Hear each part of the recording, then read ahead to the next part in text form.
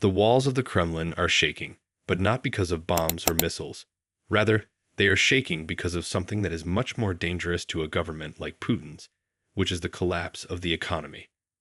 Russia is currently plunging into a financial hole, despite the fact that it was once riding high on oil revenue and the fortunes of oligarchs. And the most surprising turn of events: China, the very ally that Putin relied on, is now discreetly turning its back on him. Due to the fact that Chinese banks are cutting off the flow of money, Moscow is struggling to maintain its financial stability.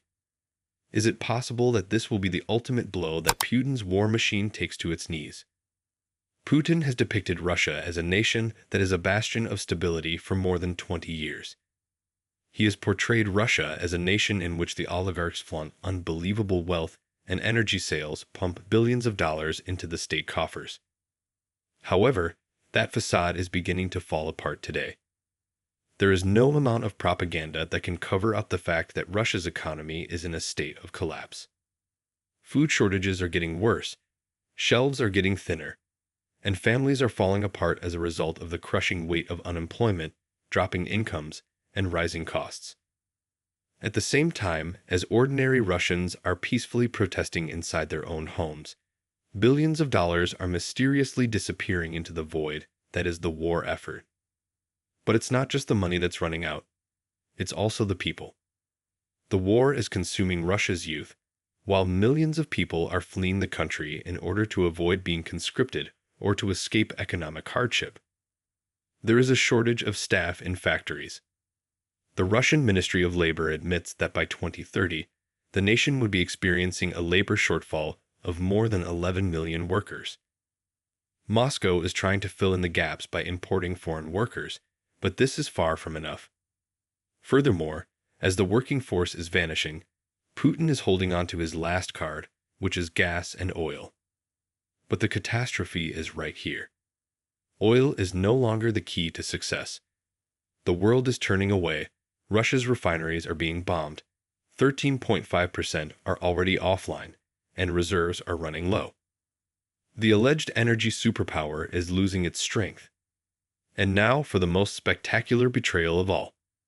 With the belief that Beijing would never allow Moscow to fail, Russia relied on China for years as its economic lifeline. But the truth is more sinister. Chinese institutions are severing their financial ties to Russia out of concern for Western sanctions. Transactions are canceled, deals are postponed, and entire financial flows are stopped. Russian business is not even being processed by China's small provincial banks. Asia is replacing the West, contrary to what the Kremlin believed. These days, backdoor techniques, split transactions, and disorganized intermediary accounts are used to coerce payments. Each step is more expensive, time-consuming, and subject to unwelcome scrutiny. Putin is aware that the financial lifeline is eroding. Consider the embarrassment.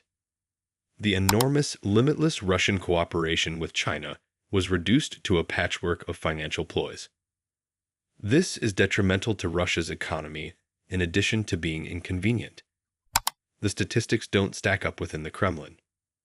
While oil and gas revenues plummet due to sanctions and discounts, defense spending is soaring. Halfway through the year, deficit targets have already been breached, and the government is rapidly depleting its reserves. There is less money for infrastructure, schools, and hospitals for every ruble dumped on tanks and missiles. Interest rates are still excruciatingly high, which discourages investment as domestic demand declines. Every month, companies pause, customers pull back, and growth forecasts decline. Economists refer to Russia's situation as a narrow corridor.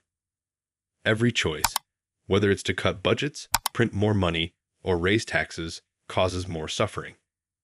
Additionally, the corridor is rapidly closing in as Chinese banks withdraw.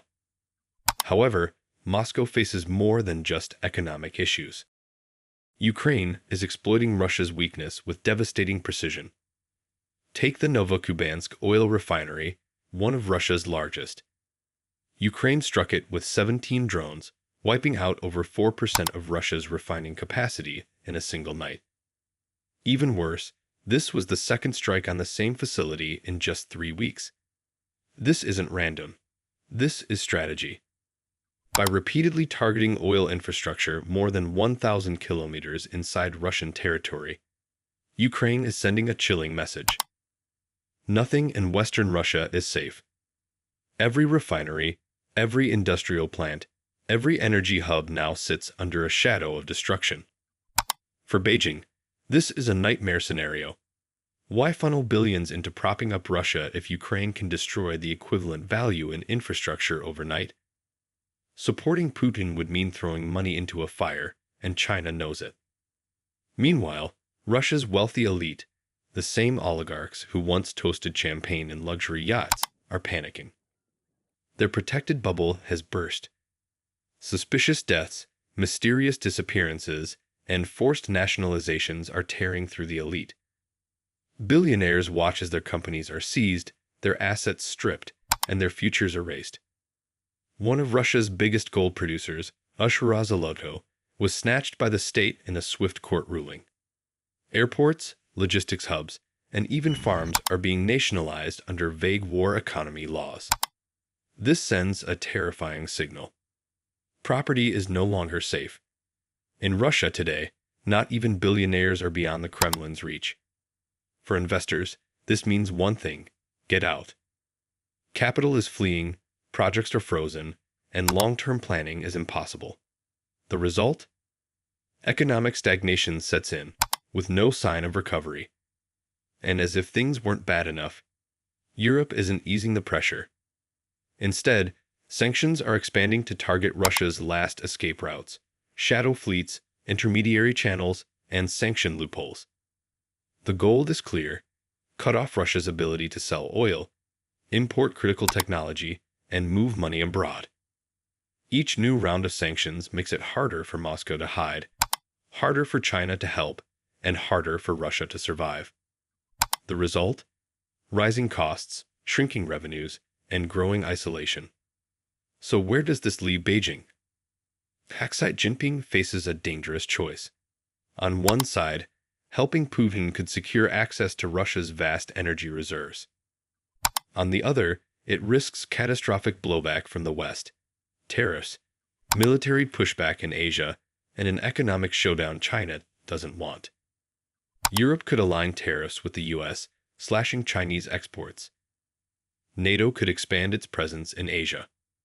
For Beijing, the price of saving Putin is simply too high. That's why China's banks are freezing deals. That's why even cautious lifelines are being cut. Xi knows Putin isn't worth the risk. Back in Russia, the ordinary citizen pays the price. Rising food prices, soaring rent, fuel hikes, and endless bills grind down daily life. Families postpone buying essentials, consumption collapses, and even modest household dreams vanish. The so-called war economy provides jobs, but without productivity.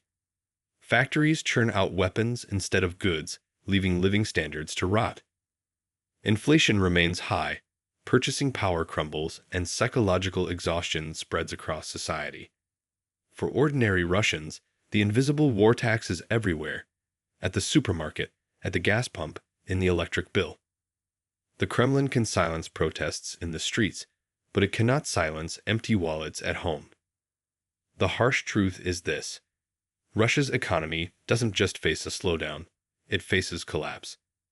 Without trust, without rule of law, property rights, or financial stability, no investor will commit, no bank will lend, and no economy can survive. Every sign points toward bankruptcy, not just in the courts, but in daily life. Factories closing, banks tightening, investors fleeing, and oligarchs shifting wealth abroad all scream the same thing. The system is unsustainable. The elites know it, the banks know it, even China knows it. And that's why Beijing is pulling back, refusing to mortgage its future for Putin's failing empire. In the end, Russia's crisis is more than numbers on a spreadsheet. It's the unraveling of a nation's future. From labor shortages to collapsing oil revenues, from Chinese banks shutting doors to oligarchs fleeing, it is clear the Putin era is reaching its breaking point.